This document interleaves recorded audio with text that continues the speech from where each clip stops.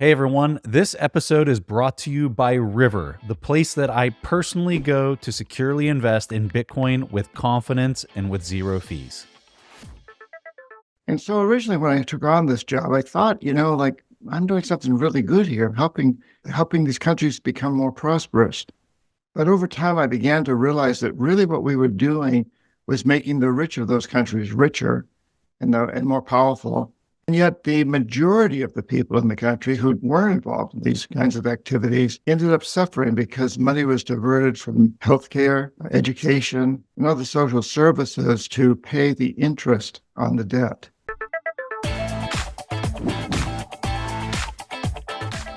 John, I have to start off. I read a lot of books. This book has to be in my top books I've read in the past 5 years. And anybody who's listening to this show, I'm going to start off the show. You have to read this book because it's so profound, especially with everything that's happening in the world right now. For people that are not dialed in or haven't read your book, this is where I kind of want to start this conversation, John, is just what is an economic hitman? How did you become one? Really just kind of start with the basics for maybe somebody that's not familiar with your work. Okay, so an economic hitman, my official title was chief economist at a major international consulting firm. And I have a staff of anywhere from 30 to 50 people working for me, depending on, the specific time and projects.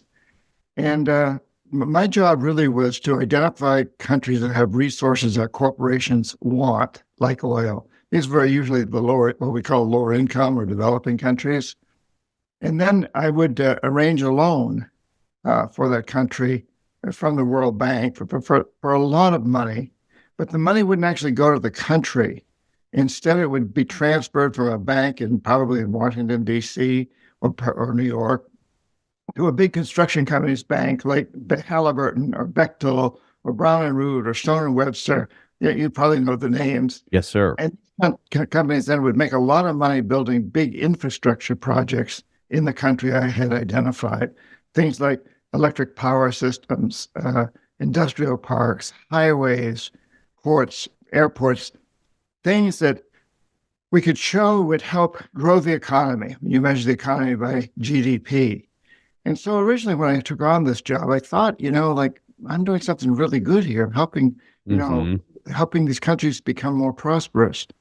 But over time, I began to realize that really what we were doing was making the rich of those countries richer and more powerful, and helping our own corporations to make a lot of money, because people that benefited were the rich who owned the big industries and the commercial establishments, the businesses that benefited tremendously from better infrastructure. And yet the majority of the people in the country who weren't involved in these kinds of activities ended up suffering because money was diverted from healthcare, education, and other social services to pay the interest on the debt. But that's not obvious. Yeah. When you know the statistics of gross domestic product, GDP growth, it looks like everybody's benefiting. The fact is GDP is an extremely biased statistic, biased toward the rich and powerful.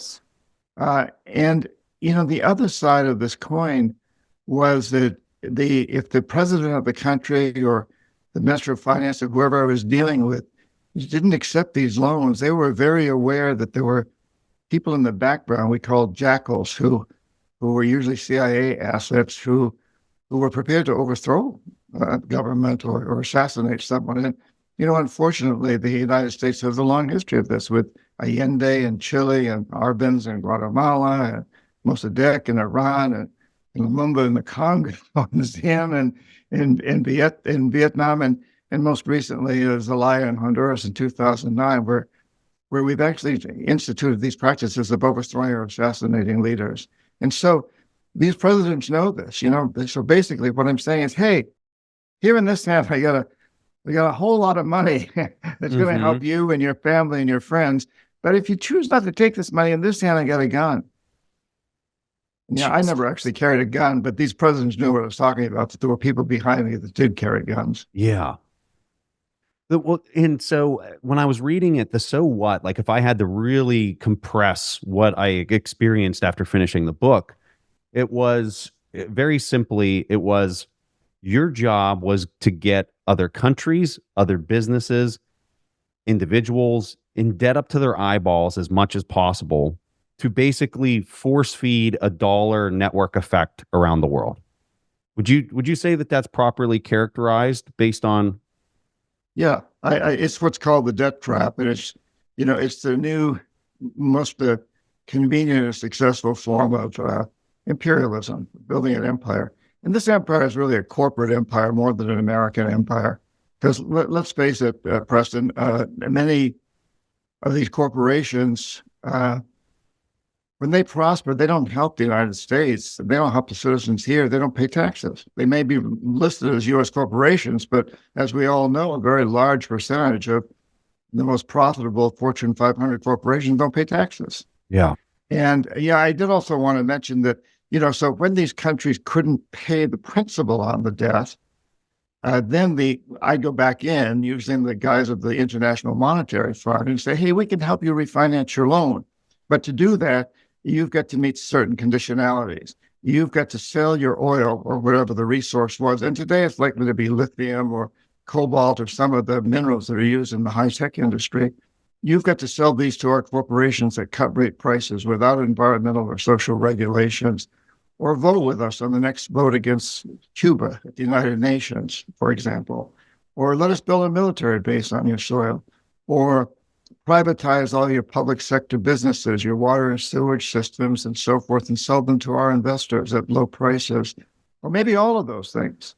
And so, yes, we were really building this corporate empire, and at the same time, an economic system that's really failing us, what we could call a death economy that's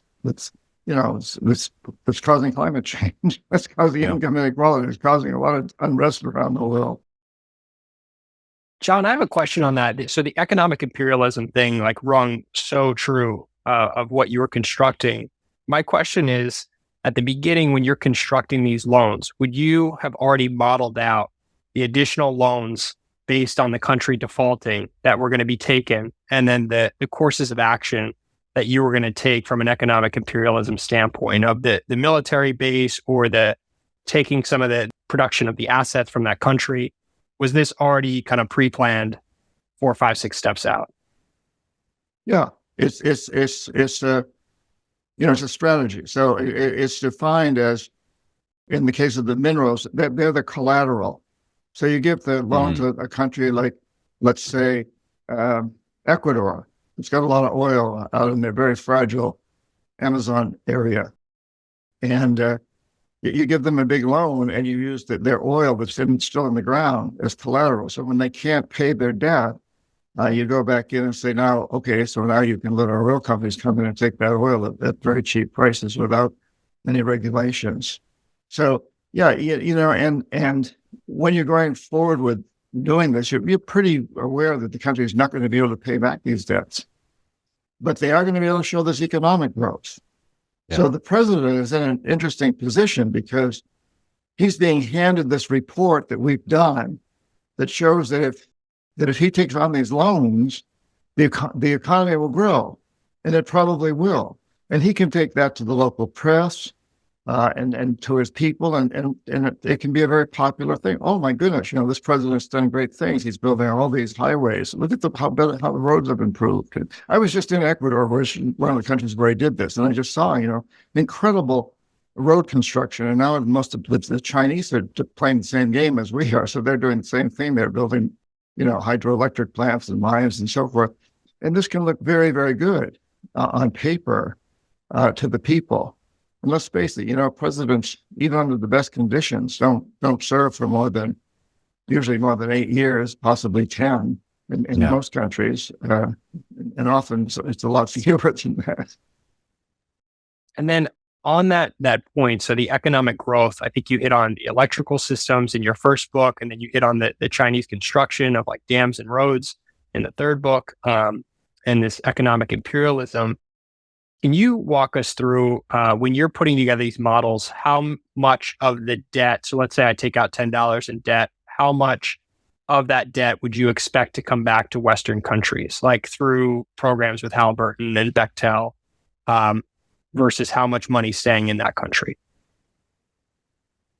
The money itself, really all of it, plus interest, and plus more, comes back because the construction company, you mentioned Halliburton, let's say, is making big profits off this, which theoretically some of it comes back to the United States.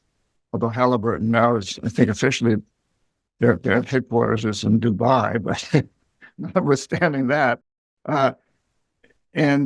so the banks are very insistent that these loans ultimately get repaid in one way or another, and at the same time, the oil is now being siphoned off, or whatever the resource is, out of the country to U.S. or international, what's called international oil companies.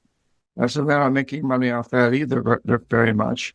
So the whole system is very, very rigged. So what the country does show is that it's experienced economic growth as a result. But again, most of that economic growth benefits the very wealthy and powerful in those countries. And in so many of these countries, in Africa and in Latin America and elsewhere, very few families essentially control the economies of these countries. And these families go back to a very long time ago, to colonial periods. In Latin America, for example, most of these countries have families who were given these incredible land grants to their ancestors who were generals under the Spanish conquistadores, under Cortez or Pizarro or one of the other conquistadors, who gave them huge amounts of land. And their families still have this tremendous power within these countries. So they benefit significantly.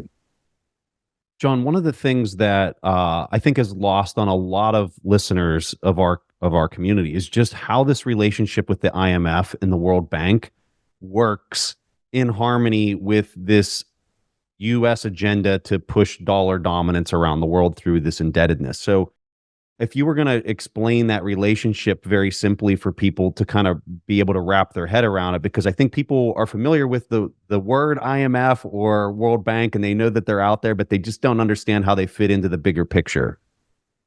Those organizations are all part of what we call the Washington Consensus, just to make it even a little bit more complicated. So it's the World Bank, then there's their sister organizations, the Inter-American Development Bank, the Asian Development Bank, the U.S. Treasury Department. But basically, this would be a scenario. So USAID, United States Agency for International Development, sets aside a small amount of money. In my day, it would have been several $100,000. Now it's probably a couple of million. And it's a grant to a country. Let's stick with this case of Ecuador since we started there. There could be so many different countries. And this grant is used to hire my company, the consulting firm, to go in and do a study and say the World Bank is interested in giving a huge amount of money to this country, Ecuador. My job is to go in and make a study of where that money should be spent. Should it go into developing the electrical system, building hydroelectric facilities and transmission lines, or maybe it should go into highways or ports or airports? I produced a study that says the best investment would be a huge hydroelectric plant and all the transmission lines that go along with it, as an example. And so that would be, in that, and I'm sorry to interrupt you. So in that scenario, let's say that what they were ultimately after was oil or some type of like natural resource, and you're looking at the setup inside this country, and let's say they don't have a lot of power. So step one is we've got to get power into the country so that then they can extract this raw commodity that we're actually interested in year 10 from now, or year 15 or 20 or whatever. So I'm assuming that there was like a much bigger, grander strategy with respect to the timing of like how you guys did this. Were you part of that orchestrating that, or were you a little bit more granular in just the power? Like you would have been told, let's go after power inside this country. I wouldn't have been. I would know. If I'm any good at my job, I know that yes, part of it is exactly what you're suggesting. And so chances are this hydroelectric plant that we're giving that we're going back to the World Bank to say, give this country a large amount of money to hire our companies to build a hydroelectric plant. Chances are the hydroelectric plant It's out in the Amazonian area where the waterfalls and where the rivers, what's called the headwaters of the Amazon, the sacred headwaters area. And that's where the oil happens to be. So when you build a hydroelectric plant, you're also building big roads to get construction machinery in there, which is going to be a big benefit to the oil companies also. So yeah, there is that sort of thing that often goes on, not always. Anyway, so I go back to the country with this study, and I say, so here, with this study, the World Bank is willing to give you this very large loan, but you have to sign off on and use oil as your collateral. And so the president says, well, look, let me take this to the people, and gives this report to the local newspapers and says, this is what I want to do. And maybe he's even going to have a referendum. And the people are going to say, yes, well, my God, this shows that our economy is going to grow at 8% a year, and it hasn't been growing at all in the last 2 years. Yeah. We got hyperinflation. We're going to get rid of that because the report would show that. And so then the money is diverted to a big construction company in the United States, let's say, and one of the big ones that we mentioned earlier, and they go down and build a project. And meanwhile, the country is paying the interest on the loan, and they're diverting money from social services or other programs to pay the interest. But in the end, they can't pay the principal. And so we go back and say, remember, the collateral is the oil. Yes. So now we're going to start taking oil. Oh, and also, and now this is when we go in as the IMF, which is kind of you might call the policing force behind the World Bank or the Inter-American Development Bank. And we go in as the IMF and we say, yeah, well, and you get to meet some of these other conditionalities. Let us build a military base on your shore. And that's exactly what happened at one point in Ecuador, for example. Built this huge U.S. military base on the coast of Ecuador, and on and on. So it's that kind of scenario. It starts with a grant. This country doesn't have to pay for it from the USAID. Then it moves into the loan, and then it moves into the conditionalities to restructure the loan. Can you walk us through, I think it was in the books, of how the IMF kind of works as this backstop. So I'd love to get the listeners just to understand that if Western lenders beyond the World Bank are applying these loans or giving these loans to developing countries, and they're concerned about the creditworthiness, it seemed like a machine that you had created or that you were a part of and that you could replicate time and time again. But it seems like the IMF was that backstop that would come in, restructure those loans, and make it sure that the Western lenders were always made whole on their loans. So then you could rinse, repeat over and over again and keep the country up to its eyeballs in debt. Yeah, but you've described it very well, Nico. I don't know. Is there a more specific question? You hit it right on nail on the head. Right. I was more curious of so the lenders and the IMF relationship, that they understand that the IMF is always going to step in, or in this type of scenario, and kind of how was that working relationship? It's fascinating from your seat of you're actually on the ground and we're just observing this from really your words.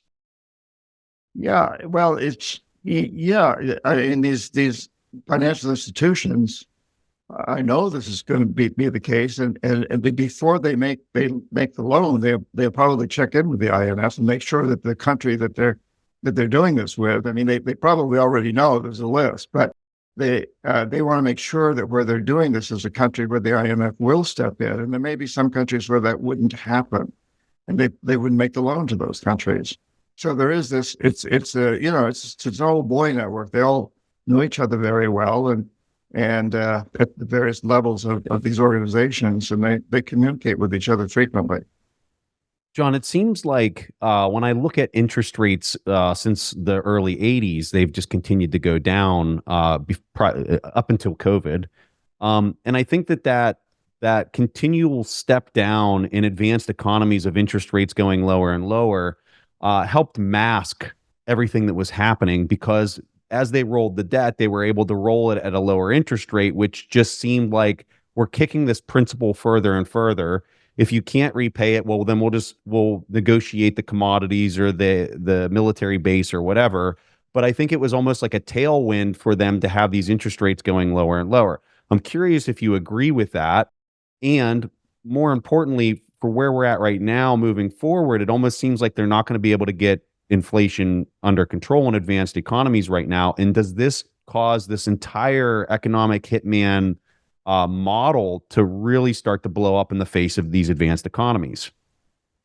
Well, there's a couple of questions there. I think the answer to the first one is, yeah, the lower interest rates did help.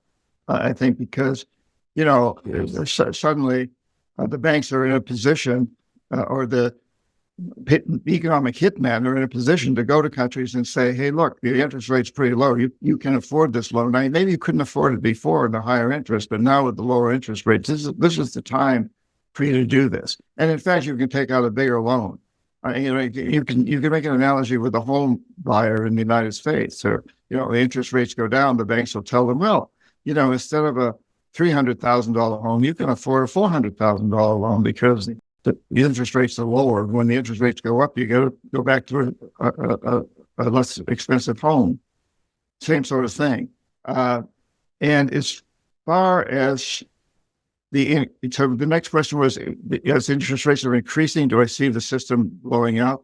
Yeah. Does this model really start to get hard for them to control? And like we're seeing El Salvador right now, basically Bukele giving the middle finger to the IMF and World Bank, and adopted Bitcoin as a new legal tender inside of the country. Like, I think that there's countries that are starting to figure this out in a very meaningful way. And I'm just kind of curious if you would agree that it's starting to unravel itself at this point. Well, I think the biggest unraveling force for the Washington consensus is China, because China steps in and may offer lower interest rates or better deals in other respects. And actually, we can go to Ecuador as an example, that when Rafael Correa was elected president, I know Correa very well. I was just recently in Mexico City on a TV program where he interviewed me. He likes my books. He has a PhD in economics from the University of Illinois, incidentally. He knows our system extremely well. He was president of Ecuador for 10 years. And one of the first things he did was to appoint a commission to look into whether Ecuadorian people really owed the money that the World Bank and IMF said Ecuador owed. And the commission concluded that, I think it was about $10 billion. I may have the number wrong, but it was a lot of money that they said, no, the Ecuadorian people don't owe this. This money was taken out as a loan by the military dictatorships back in the 70s without the consent of the people. The people didn't get any benefits. These military dictators now are long gone. They're living in Switzerland or Miami or someplace.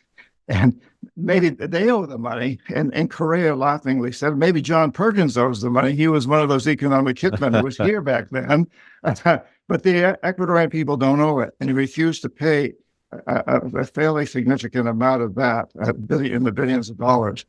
And thereby, the Standard & Poor's and Fitch ratings threw Ecuador into the dump. They basically said Ecuador is a worthless country. Nobody should invest or go to Ecuador to do anything. And immediately the Chinese stepped in, and they gave Ecuador a big loan, very low interest rates that made it easy for Ecuador to pay off the interest. And the credit ratings went up. And then China made another loan. And as a result, Correa, who again has a PhD from a U.S. university in economics, threw the United States out, basically. And he closed down. He did not renew the lease on this huge military base. And the United States had to move its military base from Ecuador to Colombia. He went up against the United States and embraced China. And so now Ecuador owes a lot of money to China. And China's gone in and built a huge dam. They're building big mines. They're doing the same thing that we were doing, except they've offered some better conditions. Ecuador, at least conditions that appear to be better, not always what they appear to be, but and I will say one other thing here, that China has an incredible marketing tool, and that is if they had about 10% economic growth for 30 years, they brought about 800 million people out of poverty. They increased the middle class tremendously.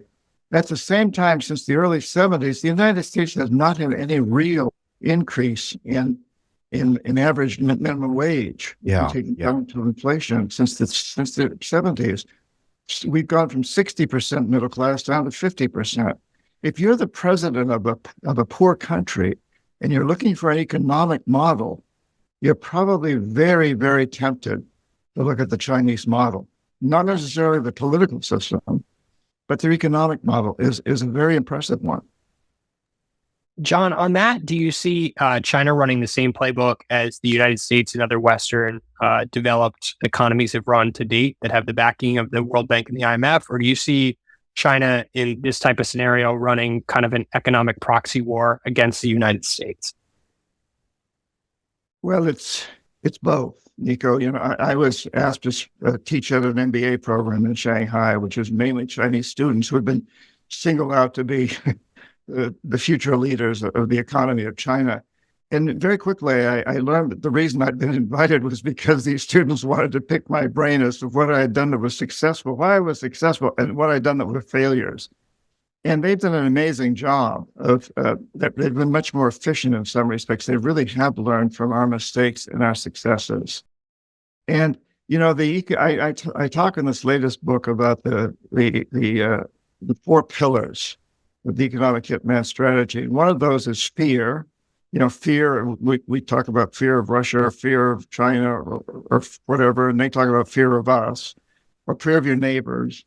And another one is debt, which we've been discussing. And the third one is anxiety over insufficiency. Oh, you're a really, really poor country, and we're going to help you relieve that anxiety. We're going to help you rise out of poverty. And the last one is divide and conquer. And China's made alterations in the way all of those are approached, but especially they've made a huge alteration in the last one, divide and conquer. So, for example, when the United States would go into a country like Peru, let's move from Ecuador to Peru, like Peru, and for no particular reason, but just because, yeah. Anyway, and they would say to Peru, hey, we'll do this deal and we'll give you most favored nation in our trading agreement. So bilateral trade between Peru and the United States will be really good. China, on the other hand, goes in and says, we're not interested in bilateral trade. We're interested in connecting you with the world, the new Silk Road, the Belt and Road Initiative.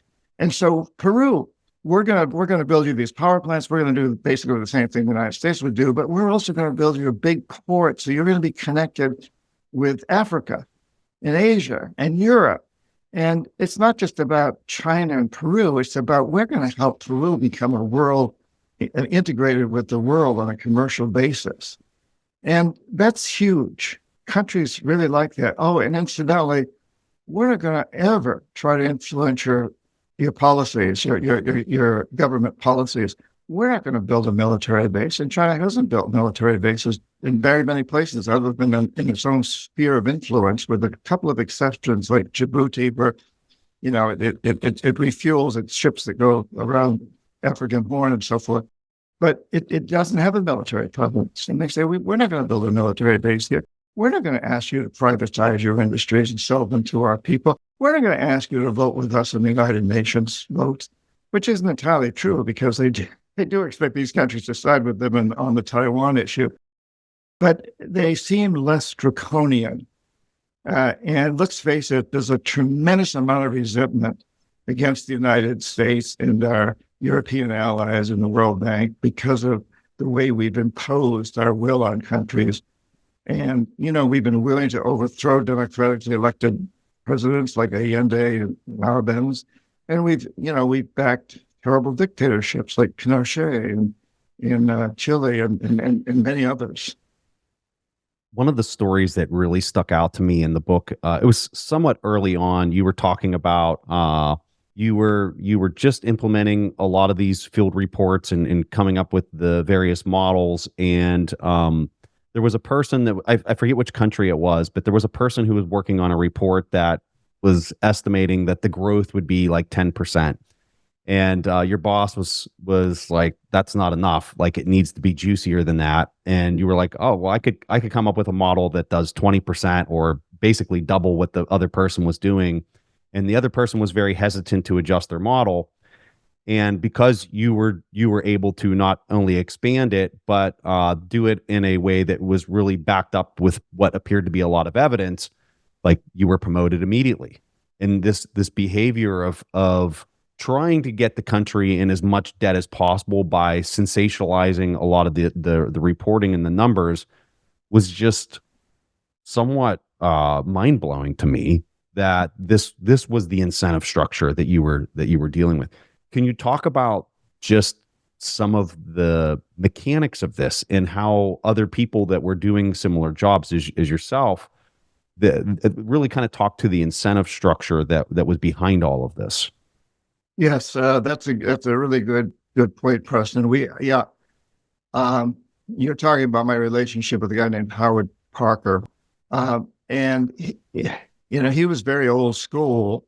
And we're looking at electrical growth, and if you could show that the economy was going to grow by, let's say, 12%, if the electrical growth went up by 9 or 10%, and Howard would say, well, and he'd worked in the utility industry all of his life, retired as very high up executive of a major U.S. utility company, and then gone to work for our consulting firm. He'd say, well, in the United States, there's never been electrical growth of more than 6% a year anywhere. And I would say, yes, but if you've got this suppressed demand, if you build these facilities and you have the electricity available, people will buy it. They just can't get it now. That's why the growth is so low. And so I believe that what I was saying was correct. And my boss very hardly was pushing me to make these much higher forecasts than Howard would make. And I thought it was correct. And I think, and I'd come out of the Peace Corps, and I was steeped in this idea that we could really help poor countries rise out of poverty. And, I'd been to business school where I saw these econometric models that showed this relationship between infrastructure growth and GDP growth. And I thought GDP growth was a good measure at that time. It took me quite a long time to realize that GDP growth is basically a tool of the rich. It's a poor statistic if you want to measure true prosperity. Yes. And We have a friend, Alan Farrington, and this is like one of his favorite talking points is bashing how terrible GDP is. It's like listening to him go down that path is amazing. Sorry, keep going, sir. I'll leave it at that. But yes, it's a lie as far as measuring overall prosperity is concerned. And, I think there's a tremendous number of people in this industry today working for the World Bank or whoever that really believe they're doing the right thing. And at the top, they got to know the truth behind it. Mm-hmm. I believed for a long time that I was doing the right thing. And I have to tell you that once I started to understand I wasn't, and this I was helped in this very much by the head of state of Panama, Omar Torrijos, who understood the system and told me, John, don't you understand that what you're lying to yourself and you're selling all the rest of us a lie? But once I really understood that, I didn't want to believe it because I was making a lot of money. I came from, relatively poor teachers. I was a poor teacher's son in New Hampshire. We weren't starving or impoverished, but, I'd never left New England until I joined the Peace Corps. And now I'm traveling first class all over the world, wining and dining in the best restaurants, staying in the finest hotels, and, hanging out with presidents. It's like, I didn't want to give that up. So once I began to understand the fallacy of the system, I didn't want to understand it. I wanted to fall for the line that everybody was out there promoting. And I think there's an awful lot of people in that situation today. We all lie to ourselves at one level or another. Yes. But, yes. I can just, my car, I don't drive that much. No, I think it just speaks so much to your character to be able to hear the other side of the argument, and you talk about this so well in the book. I love the way that you show this struggle as you're discovering this, and you're having these conversations with other people when you are trying to understand the other side of the impact of what's happening. And I just find it so profound to speak to your character, to then have the courage to write and explain your point of view to the world, whether people want to believe, side with you or not. I just think it's so profound, and I think it's just so courageous of you. And I think Nico's got the next question. So go ahead, Nico. John, I had a real big question on this, and I feel like it was. I think there's a seminal moment in U.S. economic imperialism that you hit on in all the books, and this is the deal with Saudi Arabia and the transition to a petrodollar and Saudi buying U.S. treasuries. I would love if you can just simply walk through for all of the listeners that deal and the petrodollar post that. One of the most common questions I get asked from family and friends is, Preston, where do you personally buy your Bitcoin from? And the answer is really simple. I buy it on river.com. Not only can you easily buy Bitcoin with zero fees on recurring orders, you can have peace of mind knowing Bitcoin on River is held one-to-one in multi-sig cold storage, all while being fully licensed and regulated in the United States. Plus, their relationship managers are US-based and available by phone for you or your business. Additionally, River has built their own infrastructure from the ground up, which means they don't rely on third parties to function like other Bitcoin exchanges. River also just created a new feature not found anywhere else called River Link. It allows you to send Bitcoin over a text message to easily orange pill your family, pay a friend for dinner, or send a gift. There's a new standard for investing in Bitcoin, and River is setting it. Go to river.com/fundamentals and get up to $100 free when you sign up and buy Bitcoin. That's river.com/fundamentals. So the context is the early 70s when OPEC, which was led by Saudi Arabia, and Saudi Arabia was the biggest oil producer in the world, had a lot of clout and did not like what was going on with Israel and our support of Israel and Israel defeating the Arab world in many respects. And so there was an oil embargo imposed against the United States, and you guys are probably too young to remember it in person, but I do very well. And, long lines at the gas stations, and our economy was in a nosedive, and it looked very, very serious. Without oil, what are we going to do? And we were very, very dependent on imported oil. So the Treasury Department comes to me and others at my company, and they said, we can't let this happen again. Do something. And so I go off to Saudi Arabia with several of my assistants, people who work for me, and set up an office there. And the State Department, the Treasury Department signed a very large contract with my company to develop the electrical system in that country also. But we had to work out a deal with the Saudis on this whole thing. And this wasn't about debt, because Saudi Arabia didn't need to borrow money from anybody. They had the money. We wanted their money. And we also wanted to have them beholden to us, so they couldn't blackmail us again like they had basically with the oil embargo. So we worked out this deal basically whereby, as you said, Saudi Arabia would have to reinvest most of their petrodollars in U.S. treasuries. And the interest from those treasuries bonds would be used to pay U.S. corporations to essentially westernize Saudi Arabia, to build big cities that were Western type of cities, to build petrochemical plants and other industries in Saudi Arabia. And at the same time, part of the deal was that Saudi Arabia would never sell oil for anything other than dollars. So, as you also mentioned, Nixon had just taken us off the gold standard in 1971, I think, and the dollar was floating out there. It was a rather nerve-wracking time, and so now it's suddenly on the gold standard. It truly is a petrodollar. And so the agreement was that Saudi Arabia wouldn't sell oil for anything other than dollars, and also they would never charge more for oil than the oil company would ultimately be in agreement with.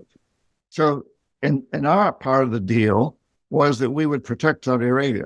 As long as they kept their part of the deal, we would always stand behind them, as we did during the Gulf Wars, or both the Gulf Wars under both Presidents Bush, and as we did after 9/11 when we, hustled some of their family members out of the country, and on and on. And this deal has been extremely significant.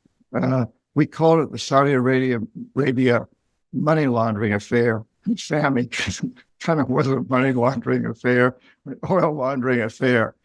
It's beginning to fall apart now. Yeah. And partly because China is now, becoming such a strong entity, and Saudi Arabia does not want to lose that customer and that ally. And so they're wavering a little bit. And the other thing is that the Arab world has been very unhappy with the way we've treated Muslims and our stance in Israel. Mm-hmm. And despite Saudi Arabia's fairly good relationship with Israel, and despite all these other things, what happened in Iraq and Afghanistan and so on, it's been a thorn in the side of the Islamic world. And so there's a lot of factors here at play. We in the United States hear about how poorly China treats its Uyghur peoples and other Muslim groups, but in the Muslim world, yeah, they're concerned about that, of course. But they also, know that China hasn't sent armies into any Muslim countries, as we have in Afghanistan and Iraq, and as we're in elsewhere. So this whole deal that's lasted since the early 70s until now, and it's still in effect, it's losing some of its teeth. You know what I find really fascinating right now, John, is if you would take all the countries in the world and list the net producers on one side and the net consumers on the other side, what you'll find is all the net producers are the enemies, or have been in the media, the enemies of the United States. I just find that really quite fascinating. And like when we look at, why is the US at odds with anybody that has excess production out of their country? And I think it kind of holds a key to understanding what's playing out right now with the breakdown of the petro-dollar system. And I think that also when we're looking at interest rates and how they were literally compressed, I think we got to, what was it, Nika, maybe 18 trillion of negative yielding debt in the world of all these advanced economies. It was somewhere in that ballpark. So we basically compressed the yields to nothing. The prices were sky high on all debt leading up to COVID in 2020. And now it seems like all of this mathematically is starting to unravel itself with the Treasury and the Saudis pricing everything in dollars. It seems like this entire agreement is falling apart. And it's like, well, where does this go next? I'm curious if you have any just thoughts on this idea of the net producers versus the net consumers at odds with each other in the world, and maybe what the root cause of a lot of this is. I was one of the co-authors of a book called "The Game as Old as Empire," and that's what this is really. It's building empires, and one of the biggest net producers, I think you'd say, is China. Yeah. Yeah. Of course, China definitely is threatening U.S. hegemony. Is China an enemy? I would really like to think of China as a competitor, but not an enemy. I mean, we're all suffering from climate change. We can't afford to have enemies. Let's face it. Wars are part of the destruction of the environment, and part of our problem today. We don't need to define China as an enemy. It is a competitor, but competition can be good if it drives you to be better. And I would like to think that we look at it that way, but we don't. We now, anybody that comes along that seems that to possibly be better than us at doing anything, we object to. Back in the 70s, we went through something a little bit similar with Japan, where Japan was threatening us as, they're so efficient and they work so hard and they put in so many hours, and they were moving out of a period where we said they produced junk products into one where they produced quality products. They were leaders in quality. That was concerning to us, but Japan was a fairly small country. It didn't have much of a military or no military. It wasn't a real threat. China now, they come along and it's got this amazing economy. And it's also militarily very, very imposing and impressive. And so there's no question, I think, that China wants to take over. They would like to replace the dollar with the yuan or something. They don't want to do it too quickly because we owe them a lot of money, so they don't want to see the dollar collapse. Yeah. Because that would be very harmful to them. Plus, there's such an interrelationship between China and the United States and Europe, our NATO allies, the European Union, in terms of trade, in terms of finance, in terms of so many things, that China's has to be relatively careful, and yet clearly they want to be the main superpower, and they're headed in that direction. And so the United States is strongly opposing it.